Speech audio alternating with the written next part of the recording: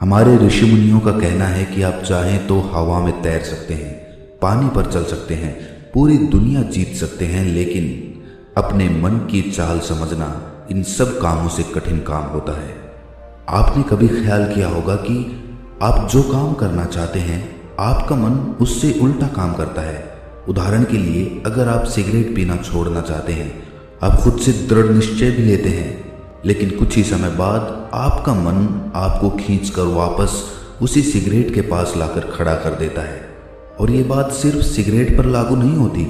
हमारे जीवन में, हम सब के जीवन में बहुत सारे ऐसे काम होते हैं, ऐसी आदतें होती हैं जिन्हें हम छोड़ना चाहते हैं, लेकिन हम चाहकर भी उन आदतों को छोड़ नहीं पाते हैं। लेकिन अगर हम प्रयास करके अपने मन के दृष्टा बन जाते हैं, उसके साक्षी बन जाते हैं, तो हम अपने मन की चाल को पकड़ सकते हैं। और अगर एक बार हमें अपने मन की चाल पकड़ में आ जाए तो फिर हम कोई भी आदत छोड़ सकते हैं, या फिर इसके उलट कोई भी आदत अपना सकते हैं, जैसे कि ब्रह्म मुहूर्त में उठने की, या फिर कोई भी ऐसा काम जिसे करने में हमें आलस्य आता है, क्योंकि हमारी आदतों के पीछे मूलभूत बिंदु हमारा मन ही होता है और हम उसे ही नज़रअंदाज करके चलते रहते हैं और बाद में पछताने के सिवाय हमारे पास कोई चारा नहीं बचता। आज की जो बौद्ध कहानी मैं आपको सुनाने जा रहा हूँ, उसमें आपको कुछ ऐसे तरीके पता चलेंगे जिससे कि आप अपने मन की चाल को भली भांति पकड़ सकते हैं, उसको जान सकते हैं, उसका निरीक्षण कर सकते हैं और उसके बाद अपनी आदतों में बदलाव कर सकते हैं। एक बार एक वाचाल शिष्य एक गुरु के आश्रम में शिक्षा ग्रहण करने के लिए आया हुआ था। वो शिष्य अपने गुरु की बात कम सुनता था, लेकिन अपनी बात बताने में वो बहुत उत्सुक रहता था। एक दिन गुरु ध्यान पर चर्चा कर रहे थे। ध्यान किस प्रकार किया जाता है और ध्यान का क्या महत्व होता है, इसी पर चर्चा चल रही थी। आश्रम के सभी शिष्य मौन होकर अपने गुरु की बातों को सुन रहे थे।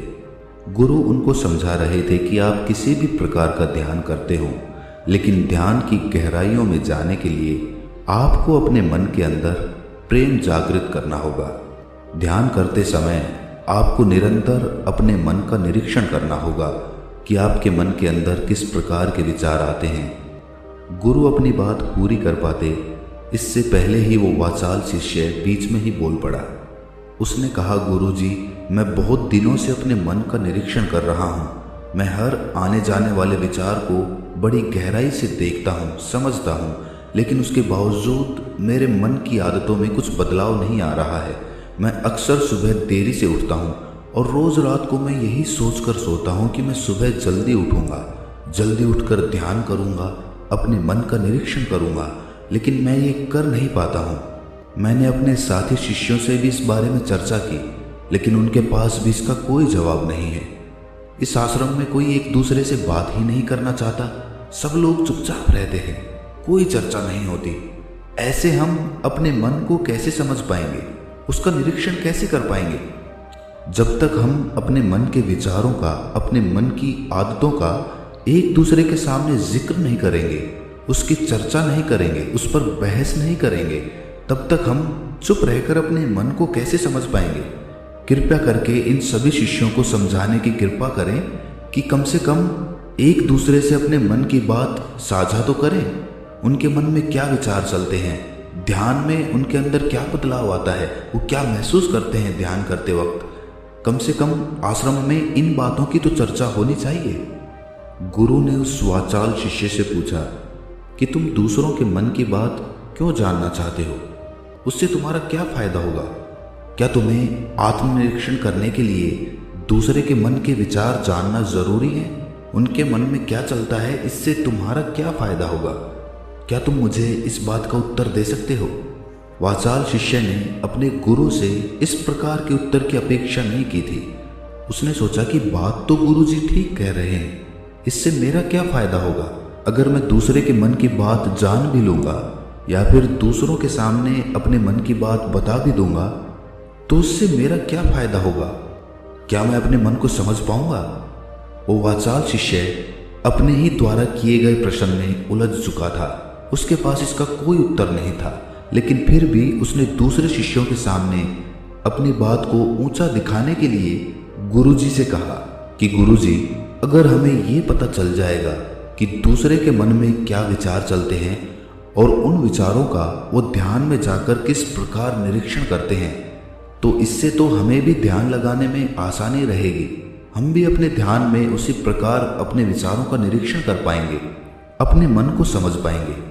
क्या आपको नहीं लगता कि गहरा ध्यान लगाने के लिए किन बातों का ध्यान रखा जाए, किस प्रकार अपने मन का निरीक्षण किया जाए, इस बात की चर्चा करने से दूसरे शिष्यों का भी भला हो सकता है। गुरुजी ने उससे पूछा कि मान लो कोई शिष्य गहरा ध्यान लगा पाता है और अगर वो तुम्हें अपनी मनोदशा बता भी दे कि किस प्रकार वो अपने मन का निरीक्षण करता है, अपने विचारों का निरीक्षण करता है, तो तुम्हें क्या लगता है कि ये जानकर तुम भी गहरे ध्यान में उतर पाओगे? अगर तुम ऐसा सोच रहे हो तो मैं तुम्हें एक बात बता दूं कि तुम अपने ही मन के बनाए हुए जाल में खुद फंस जाओगे। अगर तुम्हें कोई ऐसी प्रक्रिया पता चल गई कि गहरे ध्यान में किस प्रकार प्रवेश किया जाता है, तो तुम्हारा मन उसी प्रक्रिया का अनुसरण करने की कोशिश करेगा।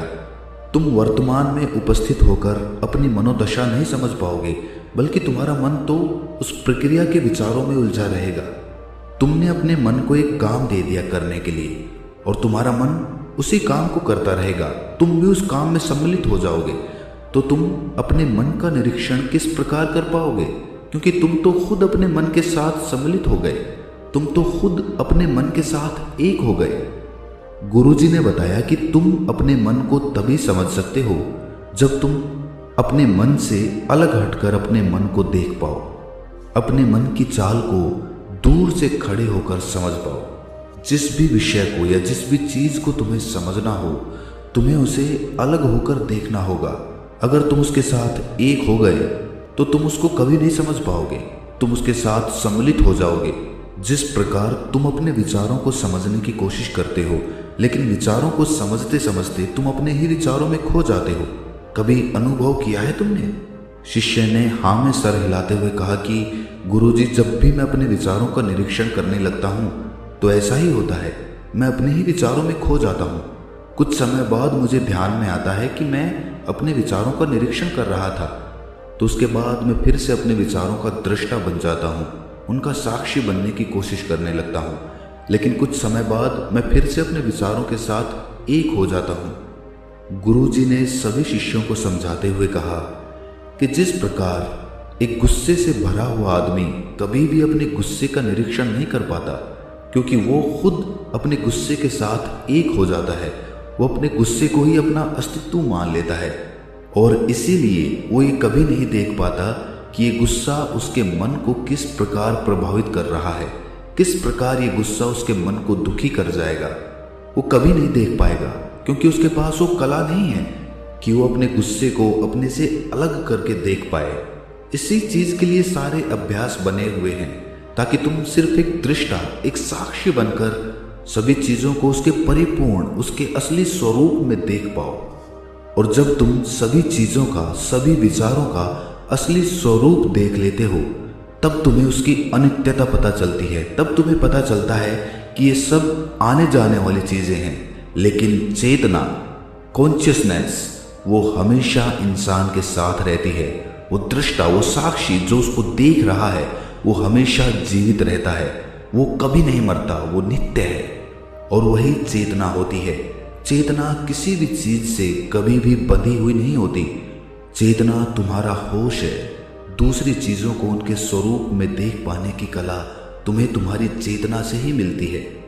जितनी प्रगाढ़ तुम्हारी चेतना होगी, उतने ही अच्छे तरीके से तुम चीजों से अलग हटकर उनको देख पाने में सक्षम हो पाओगे। इसलिए अपनी चेतना को ऊपर उठाने का काम करो, ताकि तुम अपनी चेतना से किसी भी चीज का असली स्वरूप देखने में सक्षम हो पाओ। शिष्य ने पूछा कि गुरुदेव, आपकी बातें कुछ कुछ तो समझ में आ रही हैं, लेकिन एक बात समझ में नहीं आई कि अपनी चेतना को ऊपर उठाने के लिए, अपने आप को ज्यादा होश में रखने के लिए हमें क्या करना होगा। इस पर चर्चा करते हुए गुरु ने बताया कि तुम मौन होकर, चुप होकर सिर्फ अपने विचारों को, अपने मन की प्रक्रियाओं को, अपने अनुभवों को देखना शुरू करो। तुम्हारे अनुभव आते हैं, तुम्हारे अनुभव चले जाते हैं, वो अनित्य है। वो हमेशा हमारे साथ नहीं रहने वाले, लेकिन हमारा मन उन्हीं अनुभवों को पकड़ने की कोशिश करता रहता है। जब तुम्हें कोई अच्छा अनुभव होता है तो तुम्हारा मन चाहता है कि तुम्हें बार बार वही अनुभव हो, और उसी अनुभव को लेने के चक्कर में तुम्हारा मन तुम्हें फंसाता चला जाता है। तुम्हारी चेतना तुम्हारे मन के अधीन हो जाती है। वही होता है एक सिगरेट पीने वाले के साथ, वही होता है एक शराब पीने वाले के साथ, और वही होता है हर बुरी आदत अपनाने वाले के साथ, कि उसकी चेतना उसके मन की गुलाम हो जाती है।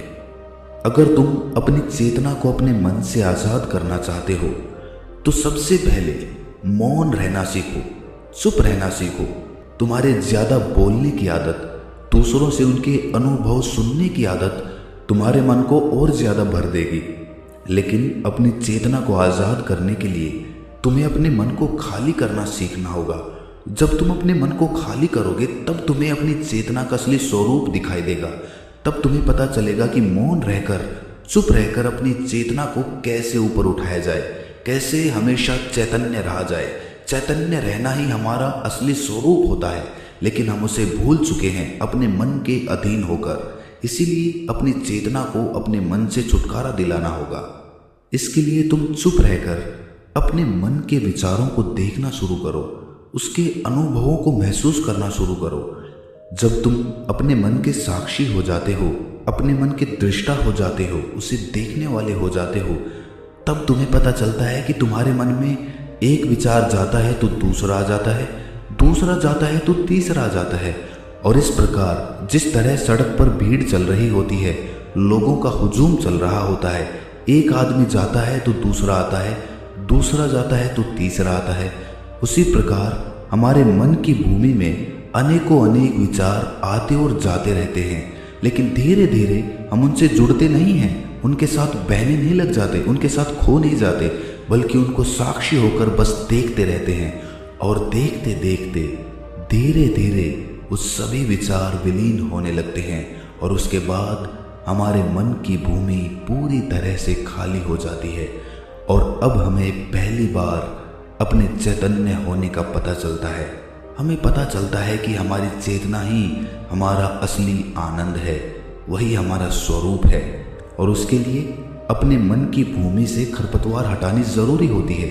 उसके लिए मेहनत नहीं करनी, बस उन विचारों को देखते रहना है। एक विचार जाता है तो दूसरा आता है, दूसरा जाता है तो तीसरा आता है। बस देखते रहो, देखते रहो, साक्षी बने रहो, दृष्टा बने रहो, और देखते देखते वो विचार विलीन हो जाते हैं। लेकिन इसके लिए तुम्हें चुप रहकर अभ्यास करना होगा। चुप रहकर अपने विचारों का आत्मनिरीक्षण करना होगा, अपने मन की भावनाओं को समझना होगा। कब तुम्हें गुस्सा आता है, कब तुम्हें खुशी होती है, उसे अलग खड़े होकर देखना होगा। जब भी हमें गुस्सा आता है या खुशी होती है या किसी से घृणा होती है तो हम तत्क्षण उत्तेजित हो जाते हैं, और उत्तेजना की वजह से ही हम उन भावनाओं को अलग होकर देख नहीं पाते हैं। लेकिन अगर हम उत्तेजित ना हों, शांत रहें, शिथिल रहें, तो हम अपने मन की भावनाओं को समझ सकते हैं, उनको जान सकते हैं। और जब हम अपने मन की भावनाओं को जानने लगते हैं तब हमें पता चलता है कि कोई भी भाव हमेशा नहीं रहता। एक भाव जाता है तो दूसरा चला आता है। खुशी हमेशा नहीं रहती, दुख हमेशा नहीं रहता, गुस्सा हमेशा नहीं आता, घृणा हमेशा नहीं होती। जब इन बातों को हम समझने लगते हैं तो ये सारे भाव हमारे अंदर से विलीन होने लगते हैं, और सिर्फ एक प्रेम, एक आनंद हमारे अंदर बच जाता है। उसे ही हम परमानंद कहते हैं, और वही हमारा असली स्वरूप होता है। इसीलिए अपने मन की चाल में तुम खुद मत फंस जाना। अपने मन की चाल को दूर खड़े होकर बस देखते रहना, और देखते देखते वो चाल, तुम्हारा मन पूरी तरह से विलीन हो जाएगा। और जब कोई मन नहीं बचेगा तभी हम हर चीज़ में अपना मन लगा सकते हैं, हर काम को पूरे ध्यान पूर्वक कर सकते हैं। असल में मन का विलीन होना ही ध्यान में प्रवेश होता है। जब तक हमारा मन हावी होता है तब तक हम ध्यान में प्रवेश नहीं कर पाते, क्योंकि हमारा मन करेगा तब हम ध्यान करेंगे, और जब हमारा मन नहीं करेगा तब हम ध्यान नहीं करेंगे। और ऐसा हर काम में लागू होता है। लेकिन एक बार अगर हमारा मन विलीन हो जाता है तो हम हर काम में ध्यान लगा सकते हैं, और ध्यान ही हमारा असली स्वरूप बन जाता है, वही चेतना बन जाती है। इस ज्ञान भरी चर्चा को सुनकर सभी शिष्य प्रसन्न हो गए, लेकिन गुरु ने उन्हें चेतावनी देते हुए कहा कि तुम प्रसन्न हो रहे हो, ये भी तुम्हारे मन की एक भावना है।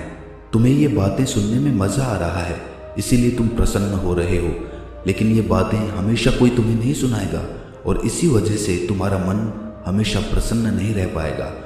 अगर तुम्हें असली आनंद की खोज करनी है, ऐसी प्रसन्नता हासिल करनी है जो कभी विलीन ना हो, तो तुम शांत होकर, मौन होकर, भावना रहित होकर अपने विचारों और अपनी भावनाओं को देखना शुरू करो।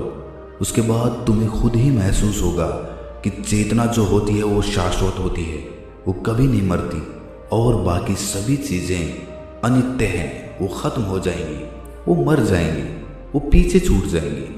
कोई भी चीज़ इस संसार में शाश्वत नहीं होती सिवाय हमारी चेतना के। जब हमारे प्राण छूटते हैं तो हमारे शरीर से सबसे पहले हमारी चेतना ही निकलती है, इसीलिए चेतना कभी नहीं मरती। गुरु ने सभी को निर्देश देते हुए कहा कि आज हम मौन रहकर अपने मन के विचारों और उसकी भावनाओं पर ध्यान लगाएंगे, उसके साथ सम्मिलित नहीं होंगे, बस उसे दूर से खड़े होकर देखते रहेंगे। थोड़ा कठिन है, लेकिन अभ्यास करने से तुम इसमें पारंगत हो जाओगे। और इसके बाद गुरु ने सभी को ध्यान लगाने का संकेत किया। तो दोस्तों, कैसी लगी ये कहानी आपको? तो मिलते हैं किसी अगली कहानी में, तब तक के लिए अपना ख्याल। तो इस वीडियो को लाइक करो ताकि वीडियो को और भी लोगों तक पहुंचाए। दोस्तों, आपने आज के इस वीडियो से क्या सीखा वह मुझे आप कमेंट में बता सकते हैं। इसी के साथ में उम्मीद है कि आपको आज की वीडियो पसंद आई होगी। चैनल को सब्सक्राइब करें। तो चलिए फिर मिलते हैं ऐसी एक और नई वीडियो में एक नए मैसेज के साथ। तब तक के लिए अपना ख्याल रखें। धन्यवाद।